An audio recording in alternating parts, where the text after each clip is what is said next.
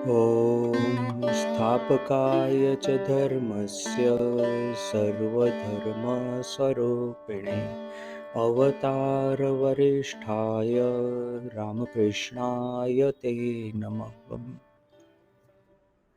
स्वामी जी का लेटर हम पाठ कर रहे थे। कल दो सब्जेक्ट हमने देखे कि किस तरह से स्वामी जी कहते हैं कि यदि हमको आध्यात्मिक जीवन में आगे बढ़ना है અને अपना जो ये ट्विन आइडियल है आत्मनो मोक्षार्थम जगत हिताय च उसमें सक्सेस प्राप्त करनी है। हालांकि सक्सेस शब्द यदि आध्यात्मिकता के साथ में यूज करते हैं तो थोड़ा सा कॉन्ट्राडिक्शन हो जाता है। जिसको सक्सेस नहीं होना है वो त्याग के रास्ते पे चलता है। किंतु फिर भी देखिए कि एक सात्विक एम्बिशन भी होता है। ठाकुर ने कहा था कि मैं चाहता था कि मैं भक्तों का राजा हो। स्वामी जी ने कहा था वो न्यू डिस्कवरीज जो है ना वो मेरी लुइस के द्वारा रचित ग्रंथ उसके स्टार्टिंग में ये कोटेशन दिया है स्वामी जी का जो मुझे बड़ा अच्छा लगता है कि Buddha had a message for the east and I have a message for the waste.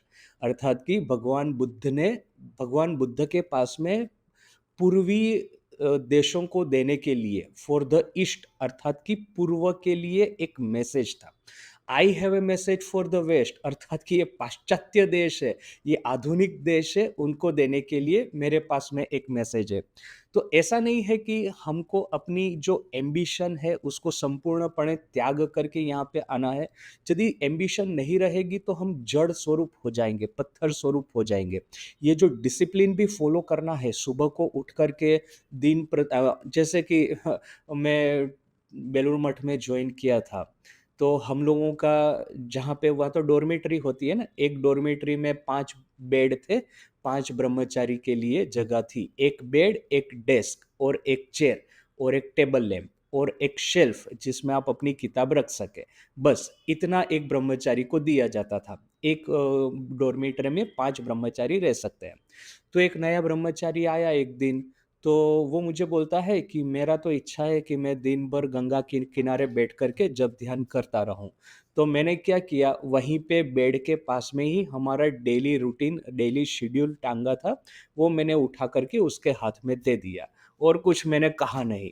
वो जो शेड्यूल देखा वो आश्चर्यचकित हो गया। सुबह को 3:30 को उठना है, 4 बजे मंगल आरती में जाना है, इसके बाद में चैंटिंग करना है, उसके बाद में योगासन, उसके बाद में 6:30 को ब्रेकफास्ट, उसके बाद में वेजिटेबल कटिंग, उसके बाद में गार्डनिंग, उसके बाद में स्नान, कपड़े धोना, रूम क्लीनिंग वगैरह करना, उसके बाद में 5-5 क्लास।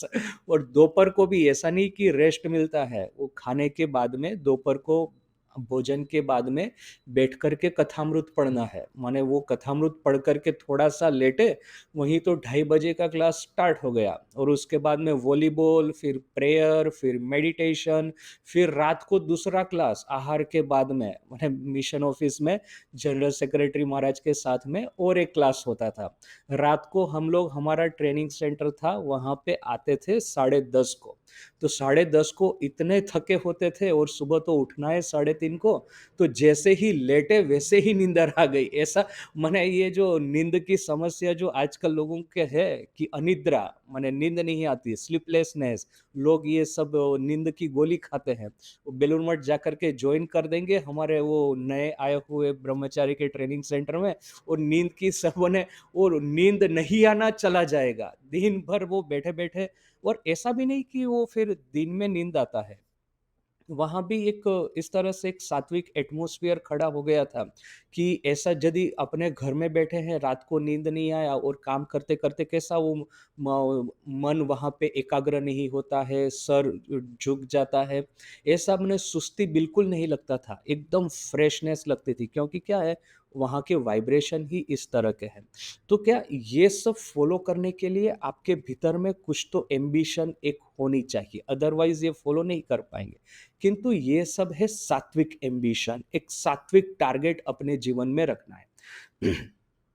तो स्वामी जी का कहना है कि यदि जीवन में इस आध्यात्मिक जीवन में again using that contradictory term success होना है तो आत्मश्रद्धा और परोपकार करने की ये हमारे भीतर में कंपेशन ये दोनों होना चाहिए, तभी हम सक्सेस होंगे। इसके बाद में स्वामी जी क्या कहते हैं, अ,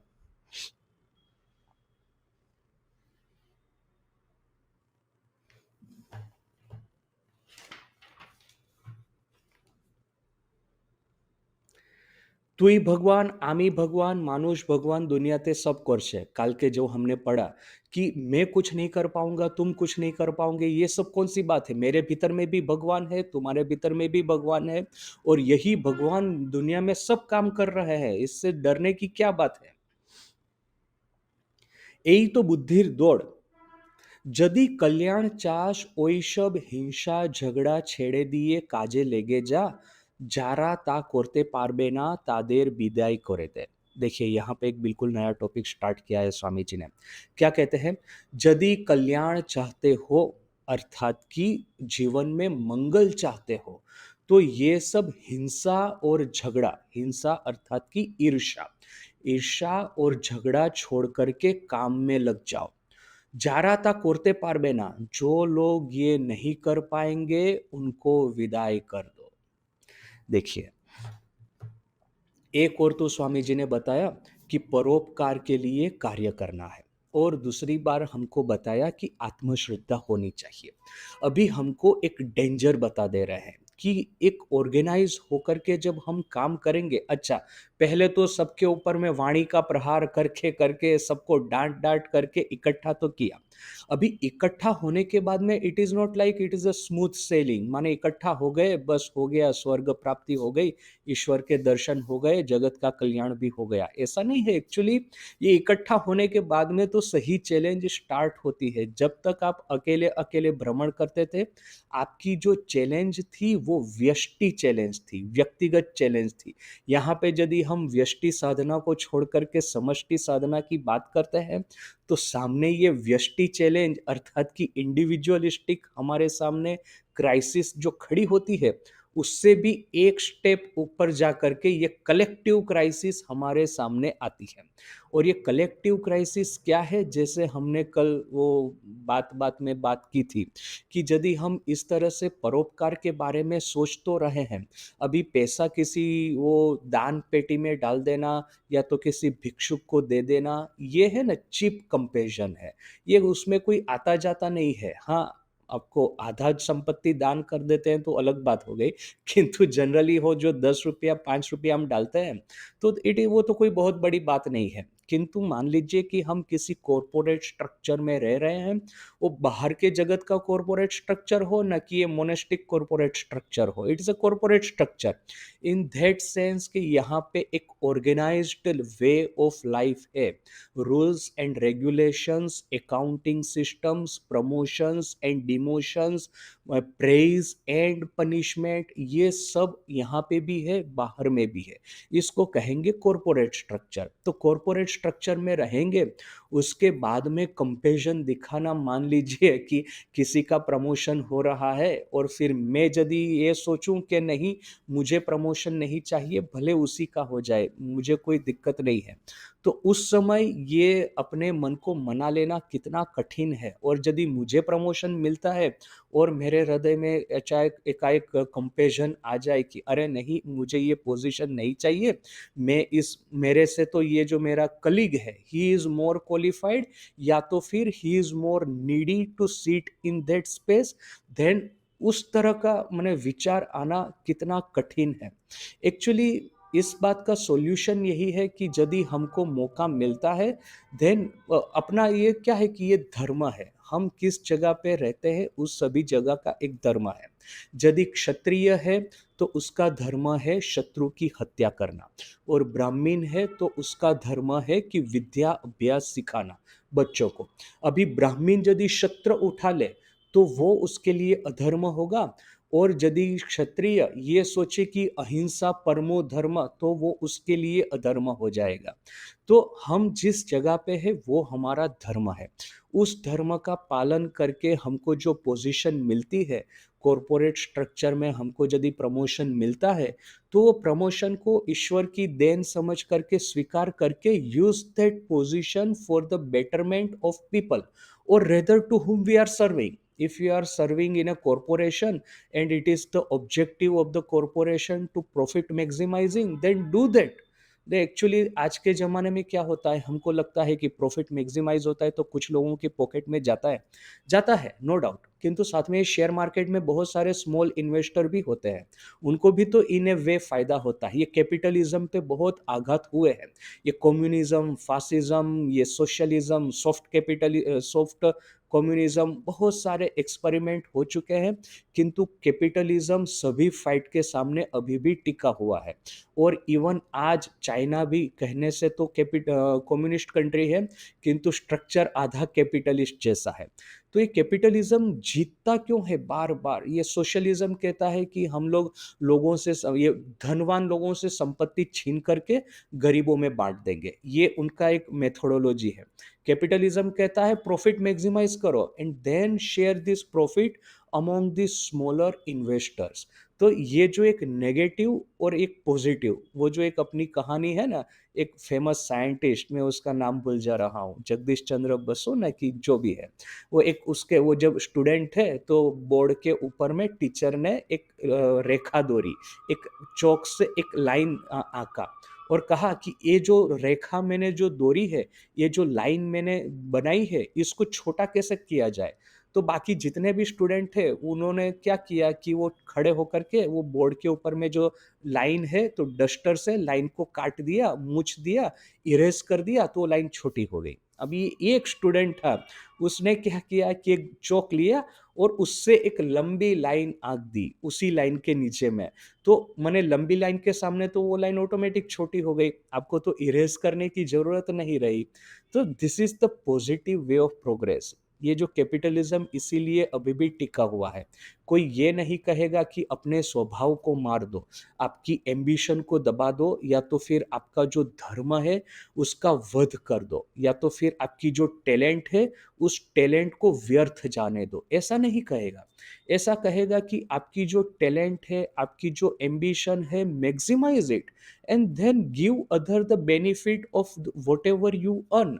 तो यहाँ पे भी यदि हम एक बार कॉरपोरेट स्ट्रक्चर में आते हैं तो हमारे सामने ये सब डेंजर्स खड़े होते हैं कि एक अनब्रिडल्ड एम्बिशन, फिर एक अनब्रिडल एक जेलसी, एंड फिर ये द्वेष, और फिर एक भीतर से सेबोटेज करने की एक प्रवृत्ति जागृत होना, ये सब कॉरपोरेट स्ट्रक्चर में आता है। एक तो है कि ambition which is a positive ambition, एक तो है कि नेगेटिव एम्बिशन, ये जो एक माने सोशलिज्म और कम्युनिज्म की तरह है कि मैं यदि मुझे सामने वाले को छोटा करना है तो मैं उसको उसके पैर काट दूंगा, ऑटोमेटिक वो मेरे से छोटा हो जाएगा। जैसे वो लाइन थी तो लाइन को छोटी कैसे करना है, डस्टर से उसको आधा इरेज कर दो, लाइन छोटी हो जाएगी। And another is the positive ambition, positive talent, कि हाँ मैं अपने को बड़ा बनाऊं, मैं जैसे अपने को बड़ा बनाऊंगा सामने वाला वैसे ही छोटा हो जाएगा, एक चीज। और दूसरा कि जब मैं अपने को बड़ा बनाता हूं तो ऐसा नहीं है कि ये जो बेनिफिट सिर्फ मैं अकेला ले जाऊंगा, I will share it among everyone. यानी ये स्पिरिचुअल कैपिटलिज्म, ये ना रियल स्पिरिचुअलिटी। बहुत सारे लोग सोचते हैं कि ये जो स्पिरिचुअल रिलीजियस कम्युनिटी होती है, यदि उसको आप प्रॉपरली मैनेज करना चाहते हैं then you will have to go for communist model. ये खास करके ये अमेरिका में ऐसी छोटी छोटी कम्युनिटीज, ये क्वेकर्स वगैरह बहुत सारी है। वहाँ पे क्या कहेंगे कि let us have a collective possession of assets, यानी कि कोई इंडिविजुअल के पास में फैक्ट्री नहीं होगी, कोई इंडिविजुअल का कोई घर नहीं होगा, वो जो विलेज एल्डर जो होगा वही सबको घर अलॉट करेगा, वही सबको वर्क अलॉट करेगा, वही सबको प्रॉफिट अलॉट करेगा। एक्चुअली यहाँ पे होता क्या है कि एक इंडिविजुअल के पास में बहुत सारा पावर आ जाता है, और जैसे कहते हैं ना कि power corrupts and absolute power corrupts absolutely, यानी कि आप एक क्लोज कम्युनिस्ट लेवल की कम्युनिटी बनाई, वहाँ पे एक डिक्टेटरशिप बिठा दिया है और सभी वो बाकी सबको डिसएम्पावर कर दिया है। अभी डिक्टेटरशिप यदि जब तक ठीक है तब तक सब कुछ ठीक काम करता है, जैसे ही वहाँ पे करप्शन प्रकट हुआ वैसे ही आपकी पूरी कम्युनिटी बर्बाद हो गई। तो ये सब, और उसके सामने ये कैपिटलिज्म का देखिए कि increase your talent, increase your even increase your ambition, but in a positive direction. Do it in a way that your progress, whatever you earn in terms of talent, in terms of knowledge, in terms of learning, in terms of wisdom, then earn it and share it among your colleagues, your fellow human beings. तो I think ये positive capitalism, it will be a better role model for spiritual religious communities rather than this communism. माने ये communism को लेकर के आजकल की ये जो हार्वर्ड, ये आईवी लीग जो सब यूनिवर्सिटीज होती है बड़ी बड़ी, वहाँ पे लोग ऐसा सोचते हैं कि communism is a better alternate than capitalism. माने ये भी कॉन्ट्राडिक्शन है। वो हार्वर्ड जैसी आईवी लीग यूनिवर्सिटीज में करोड़ों करोड़ों रुपए का ट्यूशन दे करके कौन जाते हैं? तो ये जो लोग ने बहुत पैसा कमाया है, जो लोग कैपिटलिज्म में सक्सेस हुए हैं, उनके लड़के आईवी लीग यूनिवर्सिटी में पढ़ने को जाते हैं। और बिकॉज के एकदम सक्सेस के ऊपर में बैठे हैं, तो उनको पैसों की या तो फिर हार्ड वर्क की, स्ट्रगल की कोई महत्ता नहीं समझ में आती। वे लोग कहते हैं कि जितने भी पैसे वाले हैं उन्होंने झूठ मूठ बोल करके, चोरी लूटफाट करके पैसा इकट्ठा किया है, तो उनका उसके कोई अधिकार नहीं, छीन लो इसको और गरीबों में बांट दो। इस तरह की वहां पे सब बातें होती हैं। एक्चुअली बिना परिश्रम के कुछ होता नहीं। तो ये अभी यहाँ पे स्वामी जी जो कहते हैं कि हिंसा और झगड़ा, ईर्ष्या और झगड़ा छोड़ करके काम में लग जाओ, और जो ईर्ष्या या तो फिर भीतर में द्वेष, या तो भीतर में क्रोध, या तो फिर दूसरों के ऊपर में शत्रु भाव, ये सब पोषण करते हैं, उनको विदाई कर दो।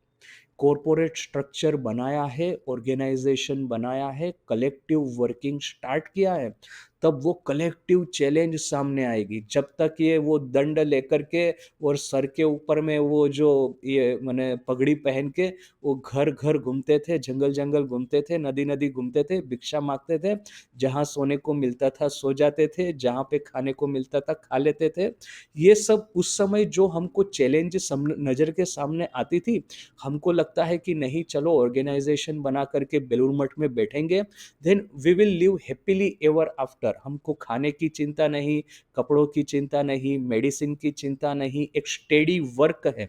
और स्टेडी ड्यूटी होने से क्या होता है, एक हमारा लाइफ रूटीन में आ जाता है। वरना तो आज आप भ्रमण कर रहे हैं, आज को आपको सुबह को 10 बजे खाना मिला, तो हो सकता है दूसरे दिन रात को 10 बजे खाना मिले।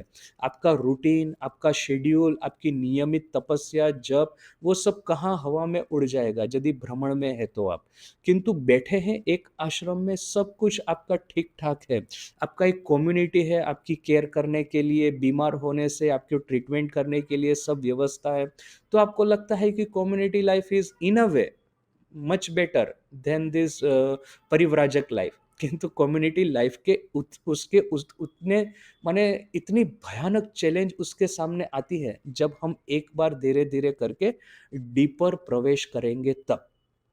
इसलिए स्वामी जी सी एंटिसिपेट्स एवरीथिंग, माने भविष्य देख लेते हैं कि साथ में मिलकर के रहने से क्या हो सकता है। ईर्ष्या और द्वेष ये दोनों आएगा ही आएगा, it is a human nature. तो इसको हमको ट्रांसेंड करना है। माने सिर्फ ये नहीं है कि आत्मश्रद्धा चाहिए और परोपकार करने की वृत्ति चाहिए, साथ में ही ये हिंसा और द्वेष, इससे ऊपर उठने की एक विल पावर चाहिए। वो विल पावर नहीं रहेगा तो हम यहाँ पे रह के ऑर्गेनाइज्ड स्ट्रक्चर में रह करके हम तो डूबेंगे, साथ में अब हमारे साथ में जो ले रह रहे उनको भी ले डूबेंगे। तो ये एक बहुत ही इम्पोर्टेंट पॉइंट स्वामी जी का, कि कल्याण चाहते हो तो हिंसा अर्थात कि द्वेष, ईर्ष्या और झगड़ा छोड़ करके काम में लग जाओ, और जो वो न कर पाए उसको विदाई कर दो।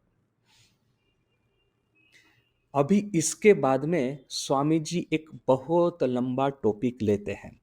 इस टॉपिक को पढ़ने से पहले मैंने 2 बार सोचा, 2 बार नहीं, कई बार सोचा कि इस तरह से ये जो टॉपिक है इसके ऊपर में बात करनी उचित है कि नहीं है। उसका रीज़न ये है कि आजकल तो लोगों की सेंसिटिविटी बहुत बढ़ गई है, तो कुछ भी बोलने से लोग आज नाराज हो जाते हैं।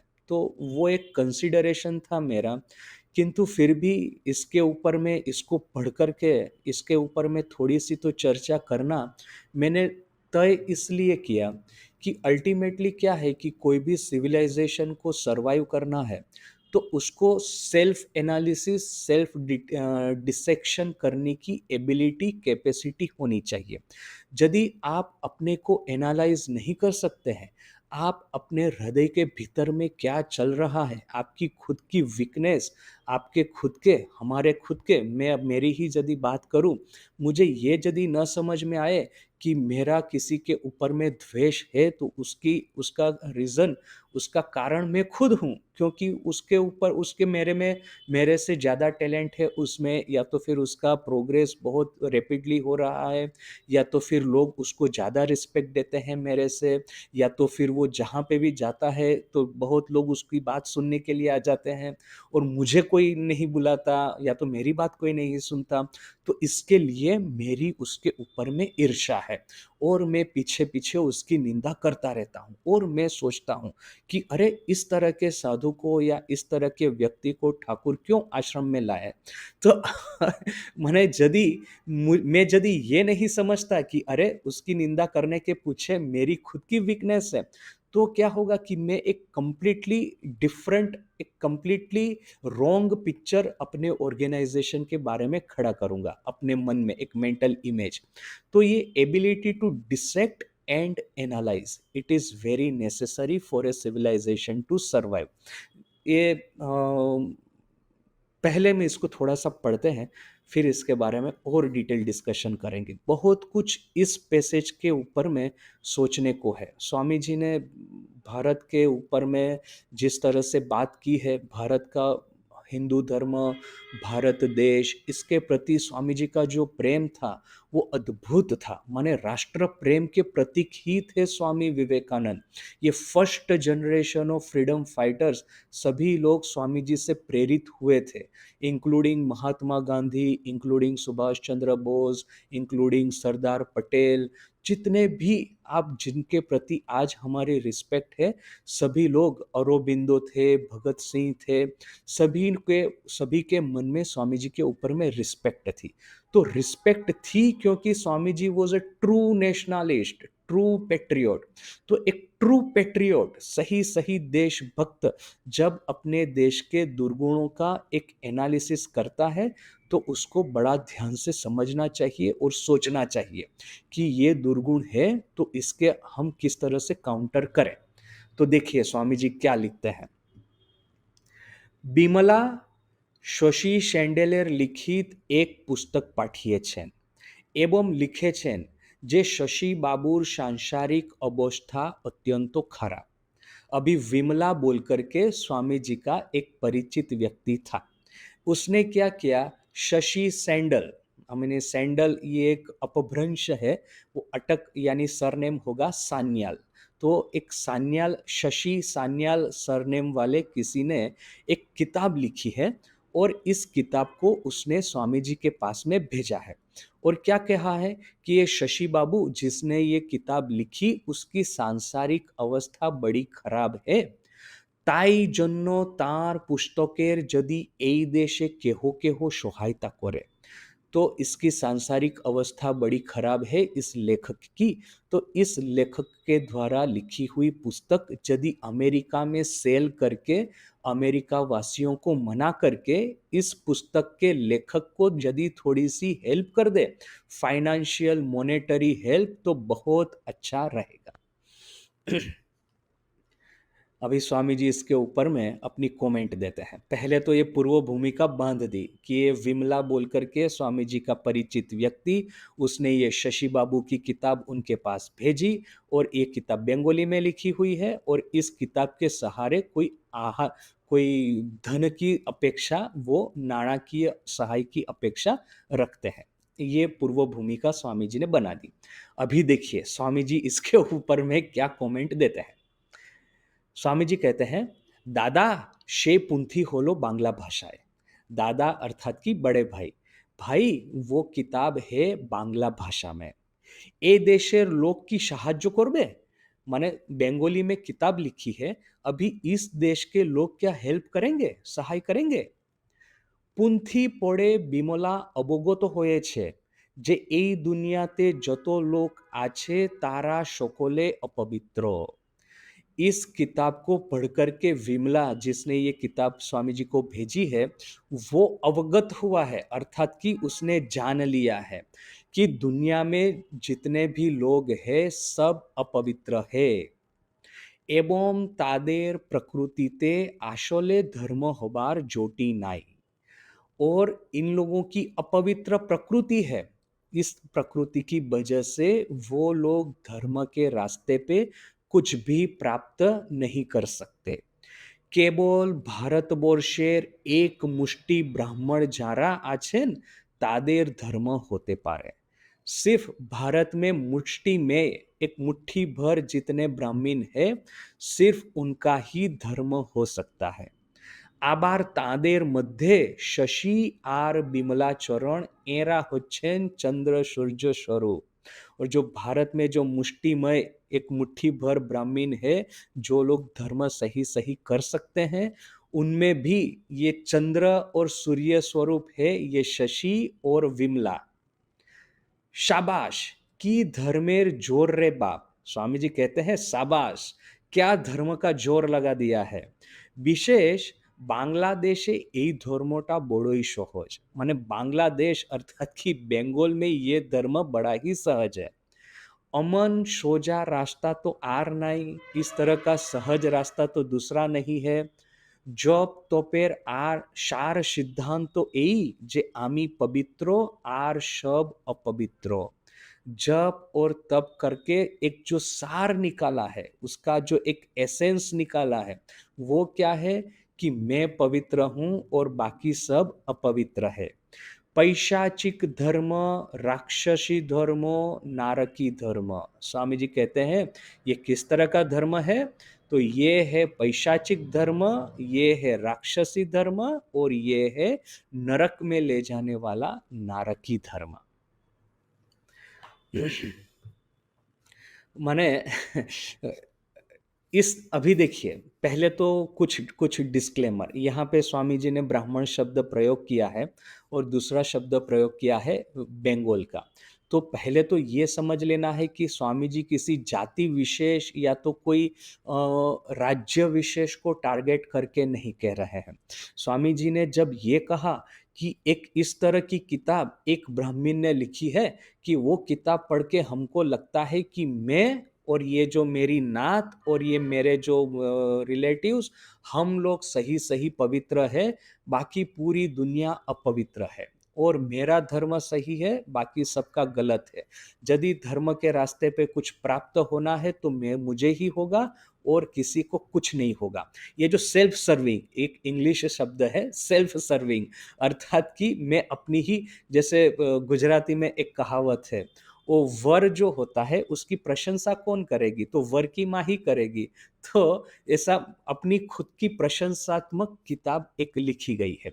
तो इसको टारगेट करके जो स्वामी जी कहते हैं वो किसी जाति विशेष या किसी राज्य विशेष को नहीं, इन जनरल कहते हैं कि जिन लोगों की ये टेंडेंसी है कि मैं पवित्र हूँ और बाकी सब अपवित्र है, एक धर्म के रास्ते पे चल के एक ऐसा भाव आ जाता है, जैसे हमने अभी डिस्कस किया ना कि दूसरों की जब टैलेंट देखते हैं तो ईर्ष्या द्वेष इस तो अपने हृदय में आने ही वाला है। एक तो ईर्ष्या और द्वेष भी हो गया और एक एक क्या है कि एक गुमान, गुरूर, अहंकार भी होता है कि हाँ, मेरी जाति उच्च जाति है, या तो मेरे पिताजी के पास में बहुत सारे पैसे हैं, या तो मैं जिस फैमिली से आता हूँ, फैमिली बड़ा ही प्रतिष्ठित फैमिली है, या तो फिर मैंने जो कुछ विद्या अभ्यास थोड़ा बहुत भी कर लिया है, तो उससे मुझे बड़ा बड़ा एक ये सब जाति, नात, फिर ये प्रतिष्ठा, ये धन, ये विद्या, ये सबका एक गुरूर आ जाता है, एक घमंड आ जाता है। तो एक और है हिंसा और द्वेष, और दूसरा है ये घमंड। ये हिंसा, द्वेष और घमंड इकट्ठा होके एक ऐसा मन में प्रकट होता है कि जो कोई अभी इस विश्व में धर्म करता है तो वो मैं ही हूँ, और मेरे अलावा और कोई नहीं है। तो स्वामी जी इसके ऊपर में आघात करके जो शब्द कहते हैं, वो शब्द की जरूर क्यों है?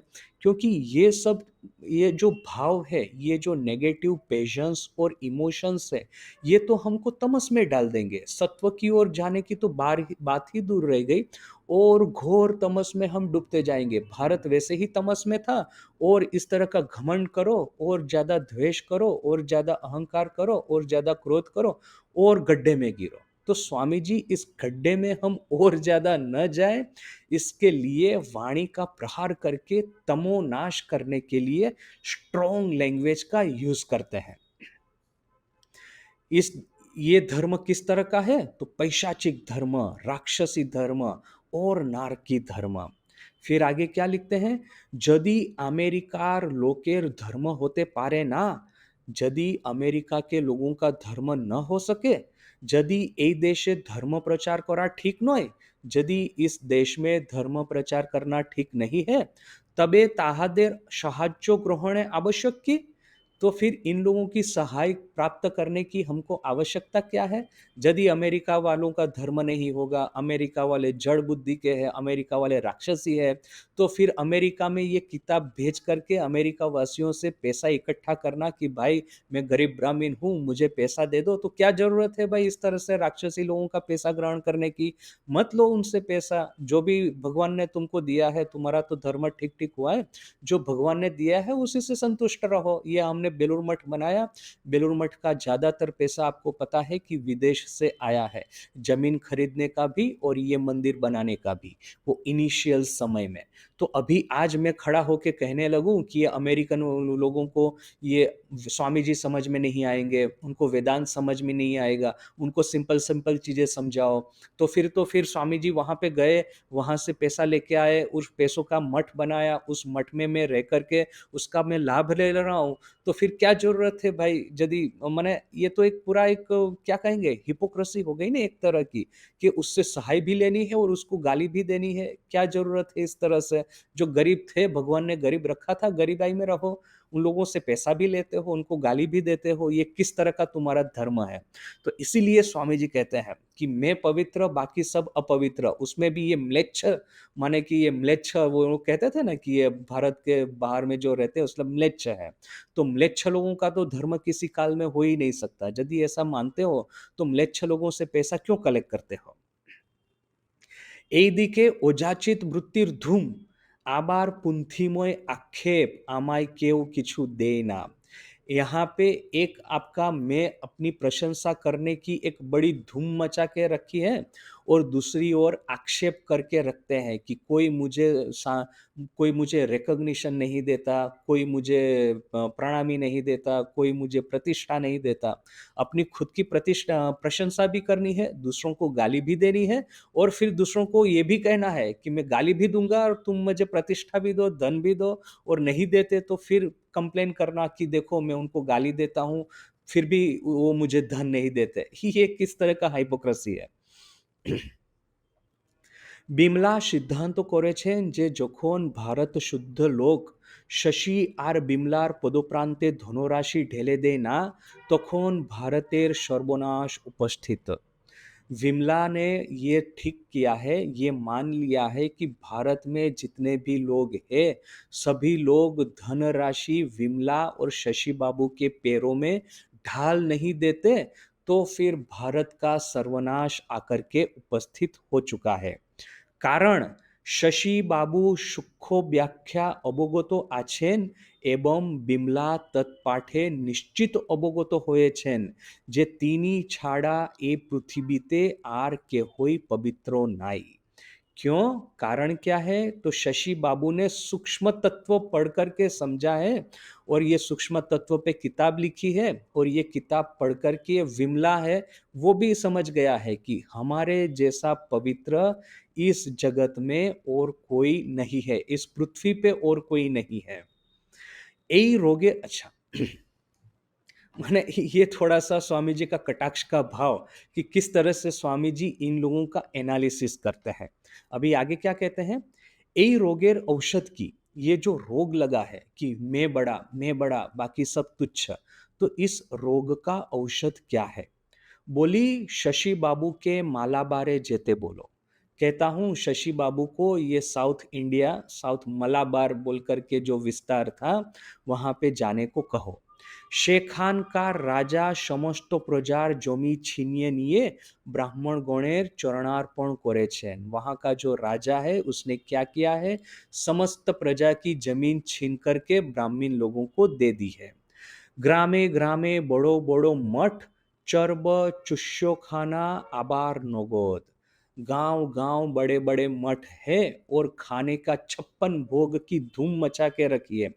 चर्ब चर्ब्य और चुष्य यानी विभिन्न तरह का जो खाना होता है ना उसके बारे में उसकी धूम मचा के रखिए। आबार नगद, नगद अर्थात कि फिर कैश में भी वो बने उनको प्रणामी मिलती है। भोगेर समय ब्राह्मणेतर जातेर स्पर्शे दोष नहीं, माने भोग करने के समय जो ब्राह्मण नहीं है ऐसे लोगों को स्पर्श करने से दोष नहीं है। भोग शांगो होले ही स्नान, भोग समाप्त होने से ही उनको स्पर्श किया था तो स्पर्श के पाप से या तो स्पर्श की अपवित्रता से रक्षा पाने के लिए स्नान कर लो। केनो ना ब्राह्मणेतर जाति अपवित्र, क्यों? ये ब्राह्मणेतर जाति अपवित्र है।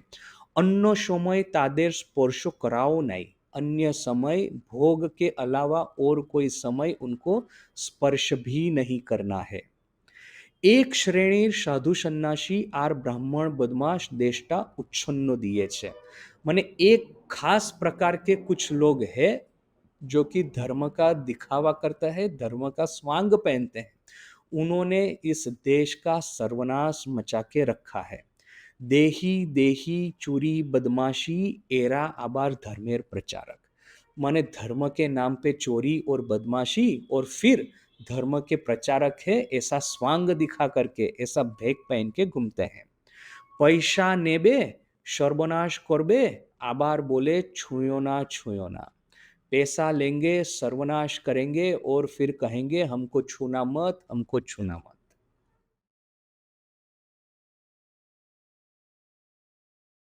इस पैसेज के ऊपर में ये पैसेज और भी काफ़ी लंबा चलता है, इसके ऊपर में और भी ज़्यादा हम थोड़ा सा विश्लेषण वो हम कल करते हैं। आज यहीं तक। ओम शांति शांति शांति। हरि ओम। श्री राम